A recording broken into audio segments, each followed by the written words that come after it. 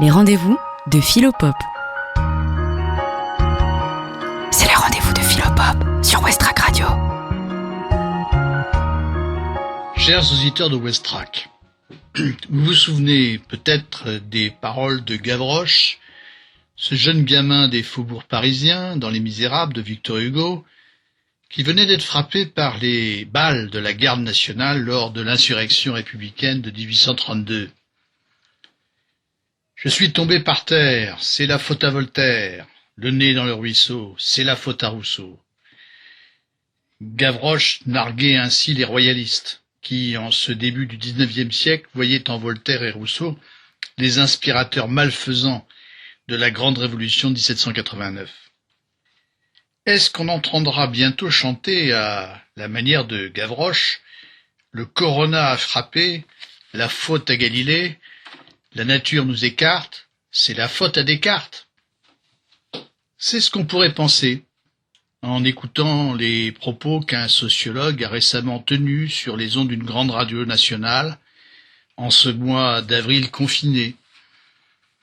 Il déclarait ainsi, en citant allusivement et assez approximativement une formule du philosophe Descartes qui se trouve à la fin du discours de la méthode: « L'homme n'est pas maître et possesseur de la nature, on est tellement puissant qu'on a tendance à l'oublier, mais notre puissance a des limites, la nature est autonome, on n'a peut-être pas respecté la nature comme elle le méritait, elle est en train de se révolter. » Fin de citation. Si j'en crois notre sociologue, le coronavirus serait ainsi une punition administrée par la nature. En l'exploitant sans frein et sans discernement, par le moyen de ses sciences et de ses techniques, l'homme ne l'aurait pas respectée. Et voilà maintenant qu'elle se révolte. Alors le propos de ce sociologue est peut-être assez caricatural, mais il exprime assez bien une opinion aujourd'hui répandue. Si Descartes est visé, et souvent avec lui Galilée, c'est qu'ils sont tous les deux les fondateurs de la science moderne. Et ils sont ainsi tenus, tous les deux, comme les principaux responsables du projet jugé insensé qui est celui de l'homme moderne, c'est-à-dire le projet de la maîtrise de la nature. Alors, pour la clarté de la discussion, je voudrais d'abord montrer en quoi a consisté la révolution scientifique opérée au XVIIe siècle par ces deux grands penseurs. Je me référerai principalement au livre de Galilée, Le dialogue entre les deux grands systèmes du monde, paru en 1632. Et ce sera l'objet de la première émission. Et quand j'aurai présenté en quoi consiste la révolution scientifique opérée par Galilée, et Descartes à sa suite, j'aborderai l'examen du projet de maîtrise de la nature qui en est la conséquence. Ce sera l'objet de la seconde émission. Ce projet est souvent résumé par la formule de Descartes, je l'ai dit tout à l'heure, qui se trouve dans la 6e partie du discours de la méthode. Mais en général, la citation la formule plutôt est tronquée. Descartes n'écrit pas que l'homme est maître et possesseur de la nature. Il écrit seulement qu'il sera possible pour l'homme de se rendre comme maître et possesseur de la nature grâce au développement des sciences et de leurs applications techniques. Même après cette correction, le projet de maîtrise de la nature est-il légitime? C'est ce que nous examinerons dans la seconde émission. Mais aujourd'hui, abordons d'abord la grande révolution scientifique opérée au XVIIe siècle, au début du XVIIe siècle, par Galilée. Jusqu'au XVIIe siècle, le monde apparaissait aux hommes comme un ensemble clos et ordonné, comme un cosmos, séparé en deux régions hétérogènes, le ciel et la terre était elle-même considérée comme le centre immobile du monde. Cette conception, héritée du philosophe Aristote, IVe siècle avant Jésus-Christ, et de l'astronome Ptolémée, 150 après Jésus-Christ, lequel avait écrit un traité qui s'appelait l'Almageste, eh bien cette conception avait été reconnue par l'Église catholique comme conforme aux Saintes Écritures lors du Concile de Trente qui se déroula entre 1542 et 1563. Alors la séparation entre la région céleste et la région terrestre du monde, qu'Aristote appelait ainsi le monde supralunaire, le monde sublunaire, on dit aussi la région supralunaire, la région sublunaire, et cette séparation faisait que l'astronomie était une science qui n'avait rien à voir avec la physique. Ainsi, en se consacrant à l'étude des astres, qui étaient censés être composés de cette matière subtile qu'est l'éther, l'astronomie abordait des choses éternelles et parfaites, et leur perfection et leur éternité se manifestaient par la constante circularité de leurs mouvements, ainsi que par leur inaltérabilité, leur incorruptibilité. À l'inverse, la physique était chargée d'étudier les phénomènes naturels de la région sublunaire, la région au-dessous de la Lune. Cette région était quant à elle composée de 4 éléments matériels, le feu, l'air, l'eau et la terre. Et elle était considérée comme le lieu des êtres qui sont soumis au changement, à l'altération et à la corruption. Par ses travaux, Galilée, qui est né en 1564 et qui est mort en 1642 et qui était un Florentin, donc par ses travaux, Galilée va rompre avec cette ancienne conception du monde, au point qu'on peut dire qu'il accomplit une véritable révolution. Son ouvrage, Les dialogues entre les deux grands systèmes du monde, qui paraît en 1632 à Florence, va avoir un retentissement considérable. Révolution, le mot n'est pas trop fort, car il s'agit d'une rupture complète avec l'ancienne conception du monde, et on peut même aller jusqu'à parler de sa destruction. En effet, à la conception du monde clos et ordonné des anciens, Galilée substitue la nouvelle conception d'un univers sans limite, d'un univers homogène dans lequel tous les êtres, quels qu'ils soient la Terre ou les astres, sont tous également soumis aux mêmes lois, les lois de la mécanique universelle. Galilée constate ainsi la séparation du monde entre deux régions, la région supralunaire et la région sublunaire. Et l'astronomie devient ainsi une partie de la physique. Et celle-ci elle-même devient une science mathématisée qui énonce les lois de tous les phénomènes naturels. Galilée est ainsi considéré comme le fondateur de la physique moderne. Mais sa révolution ne donne pas seulement naissance à la physique moderne, elle change aussi l'idée qu'on se fait de la science. Elle transforme radicalement son statut. Alors que pour les anciens, la science avait avant tout une visée contemplative, elle permettait de s'élever intellectuellement et moralement à l'ordre et à la beauté du monde, elle avait une vocation morale et esthétique. Le terme de théoria en grec, qu'a donné théorie en français, a le sens de contemplation. Donc, alors que, pour les anciens, la science avait une visée contemplative, voilà que désormais, elle explique seulement les lois de fonctionnement du mécanisme de l'univers. La science moderne est désormais une science d'ingénieurs qui veulent comprendre comment les phénomènes naturels sont engendrés. Si on connaît les lois de leur production, on pourra les maîtriser. Et la science se prolongera alors par des applications techniques que les hommes pourront utiliser à leur profit. Il est assez significatif que les personnages que Galilée fait dialoguer dans son fameux dialogue entre les deux grands systèmes du monde se rencontrent dans l'arsenal de Venise. Alors, parmi ces personnages, il y en a 3, mais il y en a 2 qui représentent chacun l'un des systèmes du monde. Le premier, Salviati, est le porte-parole de Galilée, et Simplicio défend l'ancien système. Le dialogue est construit comme un dialogue de Platon, avec des personnages qui discutent, qui se font des objections, Ça n'a rien d'un traité scientifique, en apparence.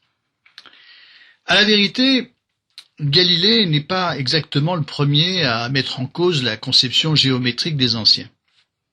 On doit au moine polonais Copernic l'invention de l'héliocentrisme, comme nouvelle hypothèse astronomique. Avant Galilée, Copernic fait l'hypothèse que le Soleil est au centre. Il a publié en 1542 un ouvrage qui a pour titre « Des révolutions des orbes célestes », et dans cet ouvrage, il suppose que les planètes tournent autour du Soleil. Alors pourquoi parler de Galilée comme un savant qui a révolutionné la science, alors que déjà avant lui, Copernic a mis en cause l'ancienne conception du monde? Au moment où il publie ses travaux, Copernic n'est aucunement inquiété par les autorités religieuses. Pourtant, son hypothèse entre directement en concurrence avec le géocentrisme, qui est la doctrine des astronomes à cette époque, et qui est reconnue comme un dogme officiel par l'Église. Toutefois, les travaux de Copernic, qui sont acceptés par l'Église en 1542, se trouvent mis à l'index en 1616. Alors, que s'est-il passé pour que ce qui n'était pas jugé dangereux en 1542 le soit devenu en 1616? C'est là sans doute que le rôle de Galilée doit être souligné. En fait, Copernic ne proposait aucunement d'élaborer une nouvelle conception du monde. Il ne mettait pas en cause la séparation du monde en deux régions, la région céleste et la région terrestre. Il se proposait seulement de simplifier, par son hypothèse héliocentriste, les calculs de Ptolémée qui lui paraissaient beaucoup trop complexes, afin de mieux rendre compte du mouvement des planètes. Alors, Galilée, lui, va beaucoup plus loin.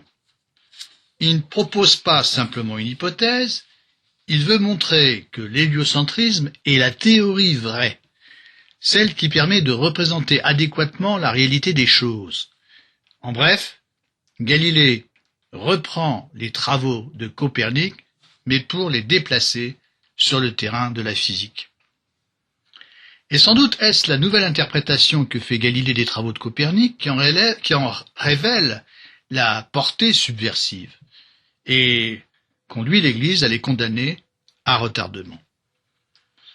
Galilée, quant à lui, est condamné à son tour par l'Église en 1633, un an après la parution du dialogue entre les deux grands systèmes du monde, où il démontre la validité du nouveau système de Copernic au détriment de l'ancien système qui est celui d'Aristote et de Ptolémée. L'Église juge la thèse héliocentriste que défend Galilée fausse philosophiquement et formellement hérétique.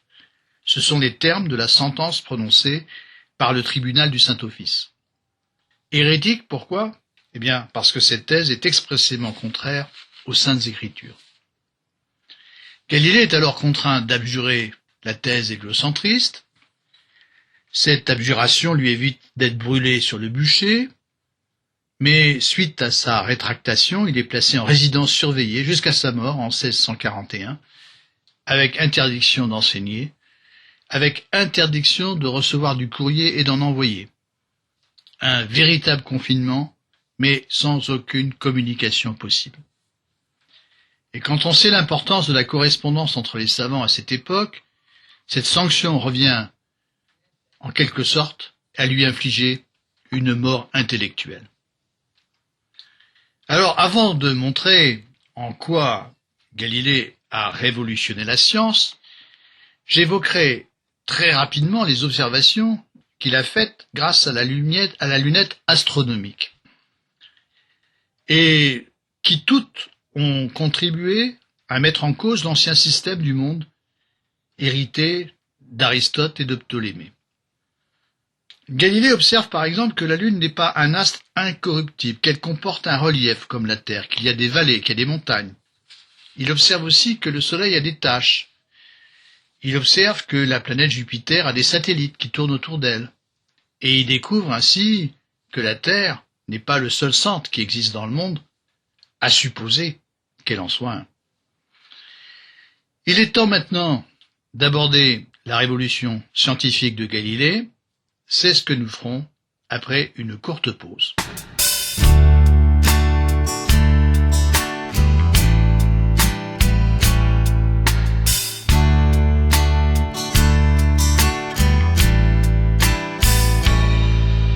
Sorry is all that you can say. Years gone by and still words don't come easily. Like sorry, like sorry.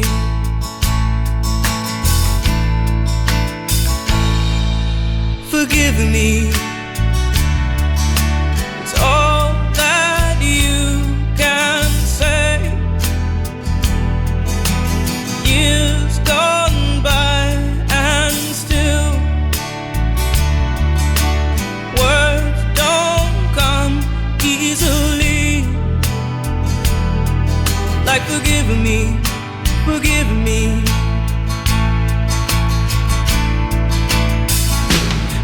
Say, baby, baby, can I hold you tonight?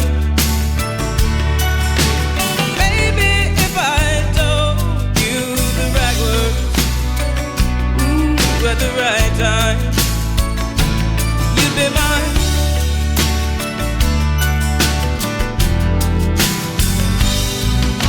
I love you. It's all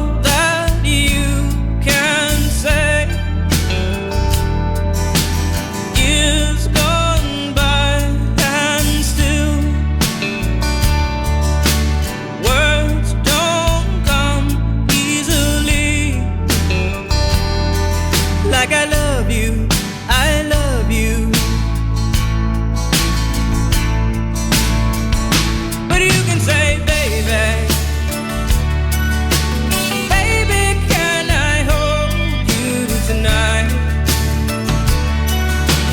Baby, if I told you the right words, ooh, at the right time, you'd be mine.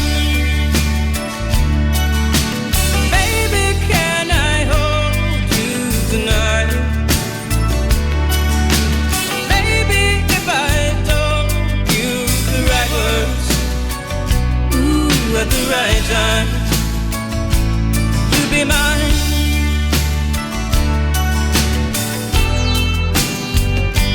You'll be mine.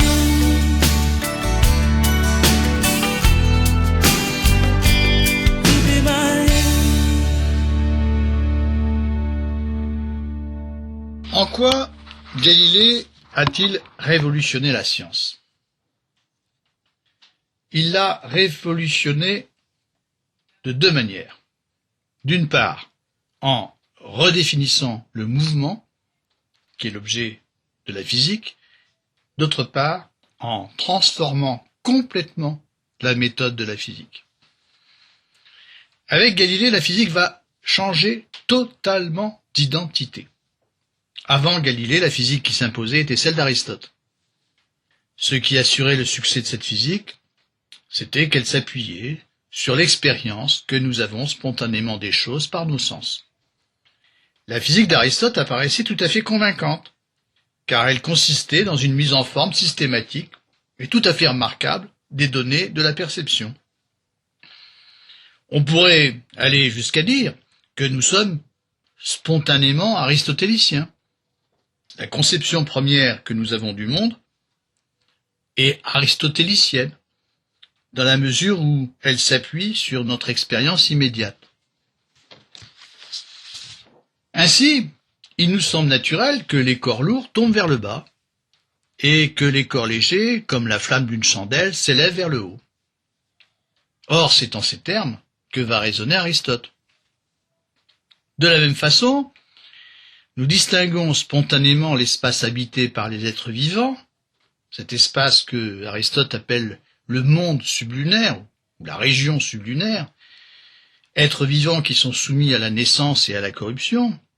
Donc nous distinguons spontanément cet espace habité par les êtres vivants des cieux qui sont constellés d'astres, astres qui semblent décrire immuablement les mêmes trajectoires régulières.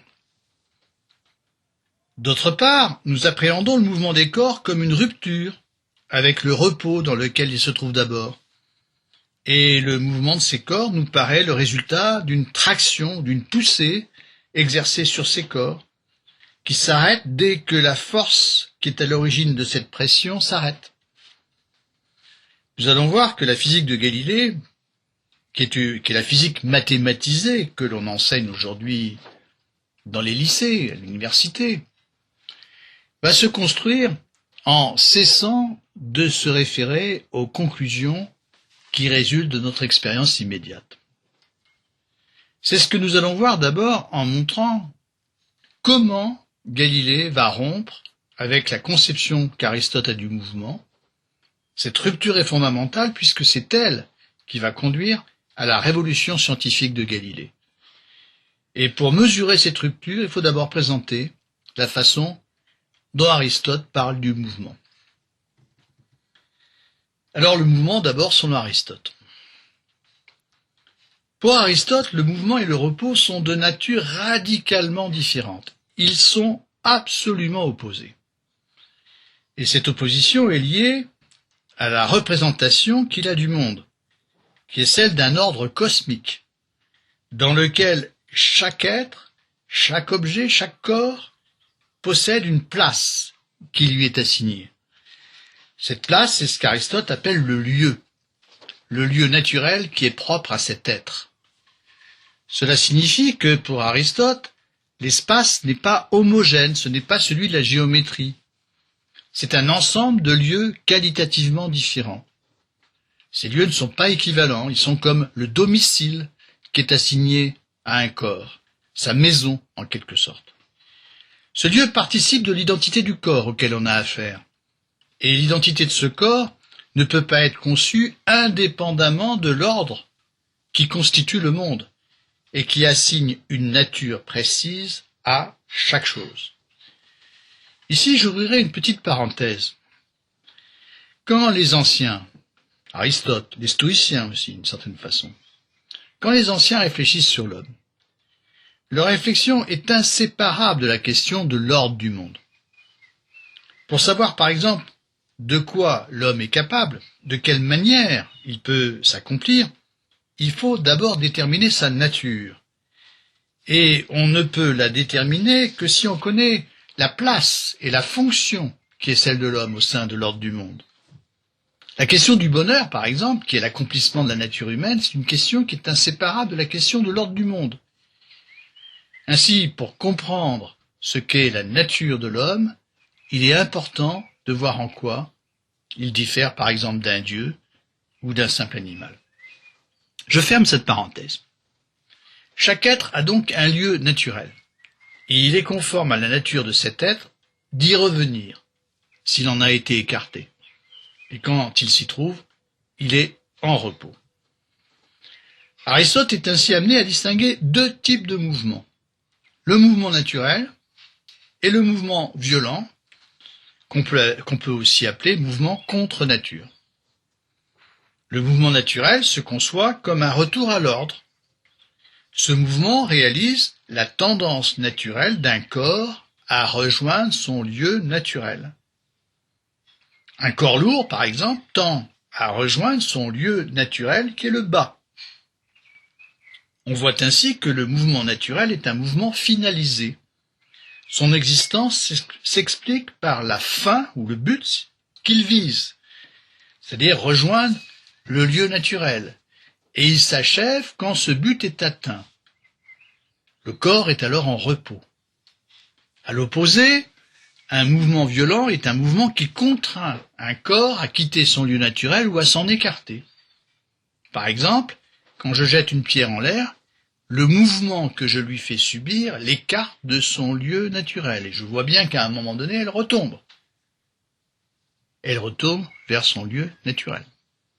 Quoi qu'il en soit, le repos et le mouvement sont deux notions contraires qui s'excluent l'une l'autre, un même corps est ou bien en repos ou bien en mouvement. Cette conception qui oppose mouvement et repos établit un lien direct entre le mouvement d'un corps et sa constitution interne. En d'autres termes, le mouvement est pour Aristote un changement d'état qui affecte la nature intime d'un corps.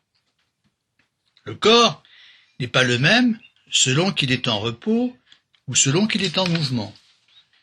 Pour essayer de comprendre cela, on peut se servir d'une analogie. Le mouvement est un changement d'état de manière analogue au processus d'évaporation. Alors évidemment, je ne dis pas que c'est la même chose, je dis qu'on peut l'envisager de manière analogue. Qu'est-ce que c'est que l'évaporation? C'est le changement d'état que subit un corps et qui passe de l'état liquide à l'état gazeux. Eh bien, on peut penser de manière analogue le mouvement d'un corps comme un changement d'état, qui le fait passer d'un certain état à un autre. Ce changement d'état a une cause. Dans le cas du mouvement naturel, la cause du mouvement est interne au corps. Ce qui meut le corps, c'est sa tendance naturelle à rejoindre son lieu naturel. Dans le cas du mouvement violent, la cause est extérieure. Le corps subit la pression ou la traction d'une force extérieure qui exerce sur lui une action continue. Enfin, si le mouvement est un changement d'état du corps, il s'ensuit que le mouvement dont un corps est capable dépend de sa composition matérielle. La physique d'Aristote distingue 4 éléments constitutifs de la matière: l'eau, la terre, le feu et l'air. Les corps légers sont des corps composés d'air ou de feu. Conformément à leur nature, ils ont tendance à rejoindre leur lieu naturel qui est le haut, c'est-à-dire la périphérie de la région sublunaire. Inversement, les corps lourds, qui sont composés de terre, vont vers le bas et y tombent vers le centre de la terre. C'est l'apesanteur. Si nous considérons la terre elle-même, qui est constituée de l'élément terre, sa tendance est d'aller vers son lieu naturel, qui est le centre du monde, et comme elle a déjà atteint ce centre qui est son lieu naturel, eh bien elle est en repos, elle est immobile. Encore une fois, cette conception du mouvement présuppose un espace différencié, un espace qui ne soit pas un réceptacle indifférent. Cet espace ne peut pas être l'espace de la géométrie. Cette conception du mouvement présuppose que le monde est un tout bien ordonné, un cosmos, où chaque chose, chaque corps possède une place qui lui est propre, et où il est conforme à la nature d'une chose qu'elle tende à rejoindre cette place pour atteindre le repos. Selon cette conception, le mouvement est un désordre cosmique. En quoi maintenant la définition du mouvement par Galilée va-t-elle différer radicalement de celle d'Aristote? Et ça, c'est très important. C'est ça qui va vraiment être décisif. Cette différence est bien expliquée dans le fameux dialogue entre les deux grands systèmes du monde paru en 1632. Alors, pour Galilée, le mouvement n'est pas le changement d'état d'un corps, mais la modification de la relation entre deux corps. C'est très simple. Que le corps soit au repos ou qu'il soit en mouvement, il reste le même. Il n'est pas affecté dans sa nature intime. Il n'y a pas de changement d'état. Ce qui distingue le mouvement du repos, c'est l'évolution du rapport entre deux corps. Le mouvement ne concerne jamais un corps à l'état isolé. Quand on bouge, ce n'est pas par rapport à soi-même, mais par rapport aux autres. Ainsi, le mouvement et le repos se conçoivent à deux. Alors, qu'est-ce qui distingue le repos du mouvement s'il ne relève pas du changement d'état d'un corps? Réponse qu'il va falloir évidemment expliquer. Réponse, le repos est un mouvement rendu nul parce qu'il est partagé. Alors, Galilée prend des exemples simples dans son discours pour l'expliquer. Soit un navire qui transporte des marchandises et part du port de Venise en passant par Corfou, par Chypre, pour aller vers Alep, en Syrie. Ce navire est au repos par rapport aux marchandises qu'il transporte. avec lesquels il partage le mouvement qui va de Venise à Alep. En revanche, il est en mouvement par rapport à Venise, puisque Venise ne vient pas avec lui jusqu'à Alep. Aristote dirait que le mouvement des marchandises est un mouvement violent qui résulte de l'attraction d'une force extérieure. Pour Galilée, le mouvement n'est qu'un simple déplacement partagé par le navire et les marchandises de Venise à Alep. Si on parle de mouvement d'un corps, c'est toujours par rapport à un autre corps qui est privé de ce mouvement. Ainsi, si l'on dit que le navire est en mouvement, c'est par rapport à Venise ou à Alep qui ne partagent pas ce mouvement. Pour pouvoir parler du mouvement d'un corps, il faut donc le référer à un autre corps qui ne partage pas son mouvement, qui en est privé, et qu'on pourra ainsi nommer le référentiel, puisque c'est à lui qu'on se réfère pour étudier le mouvement du navire. Venise ou Alep peuvent ici servir de référentiel. On voit donc que la différence entre le repos et le mouvement n'est jamais une différence absolue, mais seulement une différence relative. Le mouvement d'un corps n'a de sens que relativement à un autre corps qui ne le partage pas. Concluons sur ce point. Ce n'est donc pas en lui-même qu'un corps sera dit en repos ou en mouvement, mais par rapport à un certain point pris comme référentiel. La redéfinition du mouvement par Galilée le réduit donc à un simple déplacement, toujours relatif. Alors nous avons vu comment Galilée redéfinit l'objet de la physique, c'est-à-dire le mouvement. Nous allons voir prochainement comment cette redéfinition entraîne la ruine de la cosmologie des anciens et va s'accompagner d'une révolution dans la méthode de la science. Une petite pause musicale.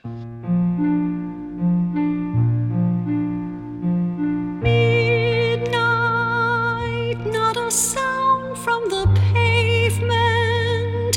Has the moon lost her memory? She is smiling alone. In the lamplight, the withered leaves collect at my feet, and the wind begins to mourn. Memory, all alone in the moonlight, I can dream of the old days. Life was beautiful then. I remember the time I knew what happiness was. Let the memory live again. Every street lamp seems to beat a fatalistic warning. Someone mutters and the street lamp sputters, and soon it will be morning. Daylight, I must wait for the sunrise. I must think of a new life, and I mustn't give in. When the dawn comes, tonight will be a memory too, and a new day will begin.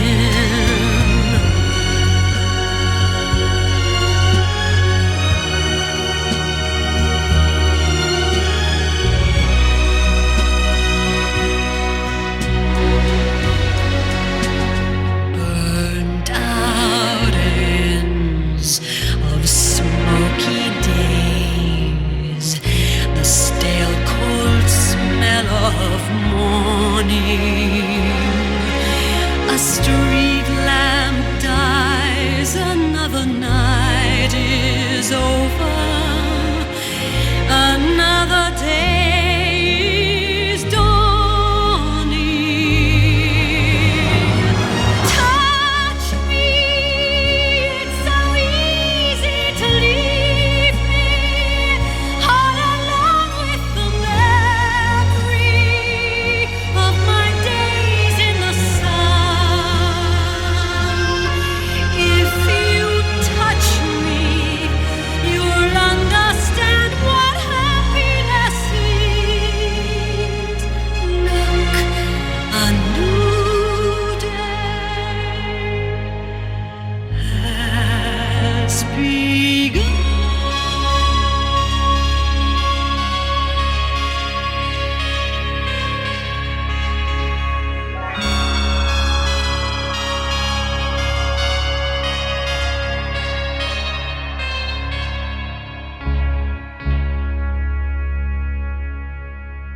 La conséquence de la redéfinition du mouvement comme déplacement d'un mobile est qu'elle va ruiner totalement la cosmologie des anciens.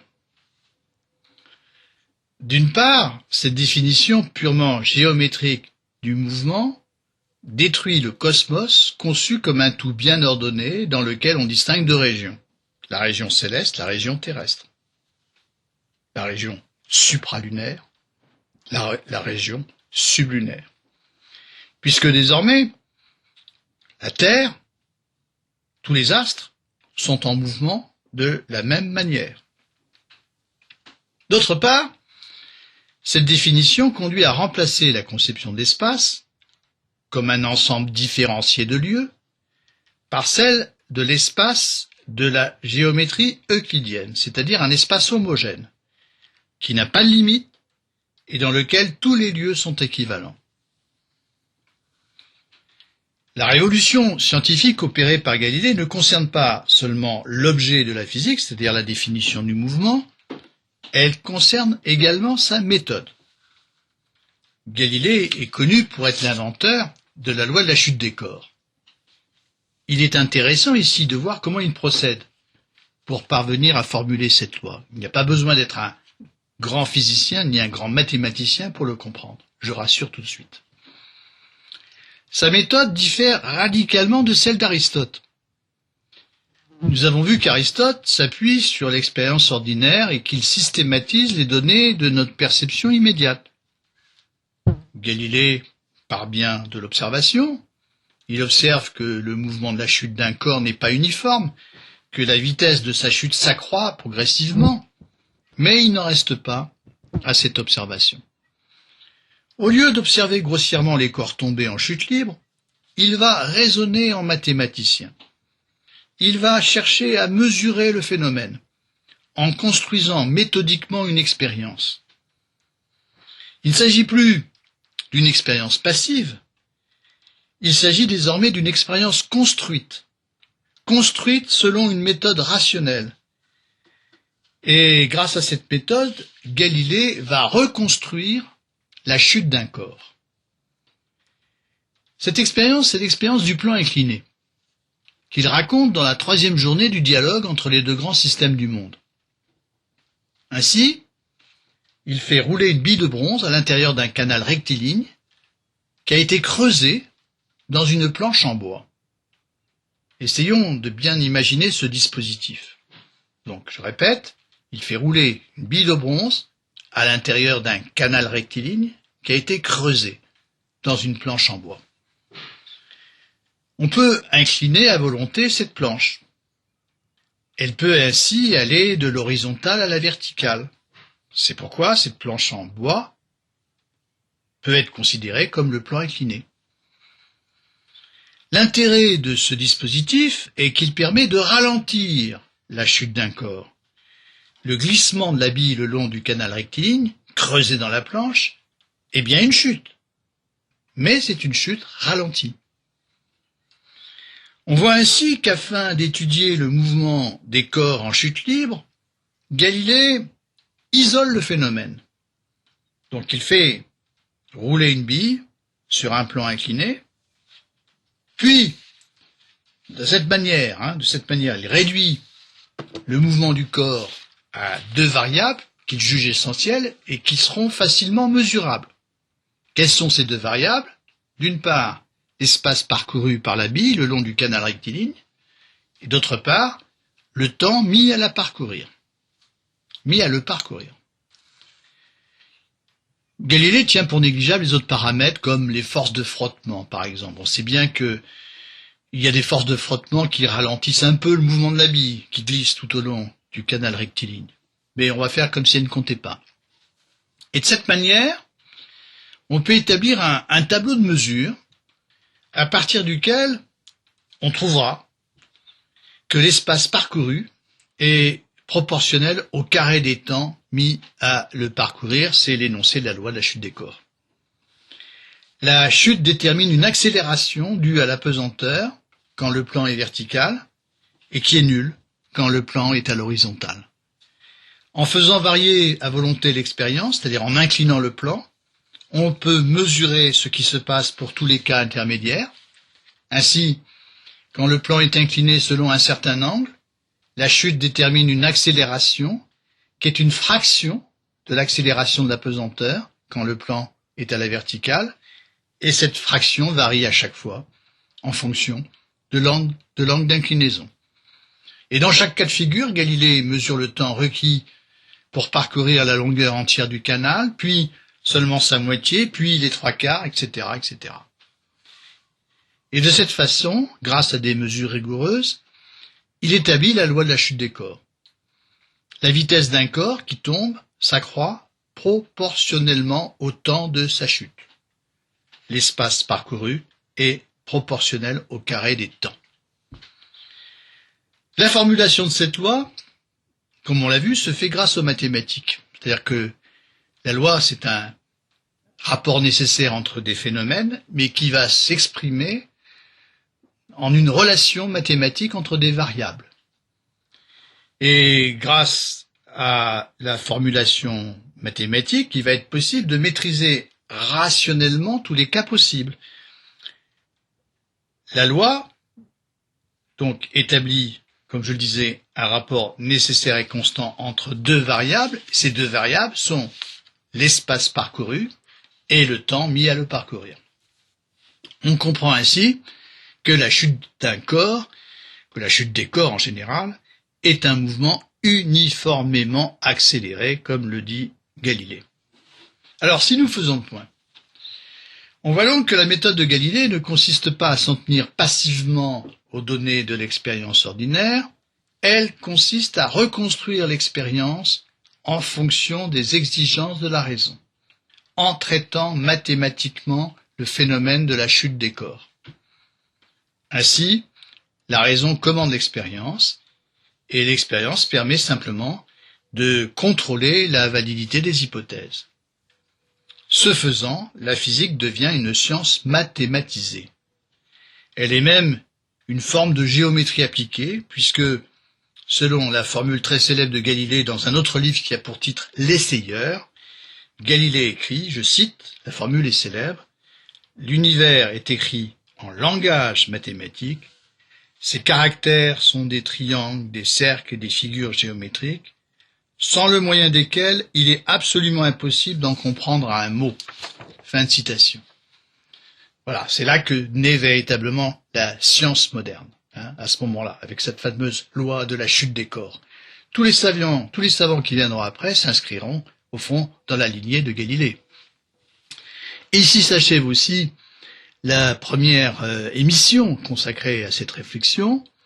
Donc nous avons expliqué en quoi consistait la révolution scientifique opérée par Galilée, et on verra que Descartes à sa suite ira dans le même sens, au XVIIe siècle, en permettant à l'homme de se concevoir comme le maître et le possesseur de la nature.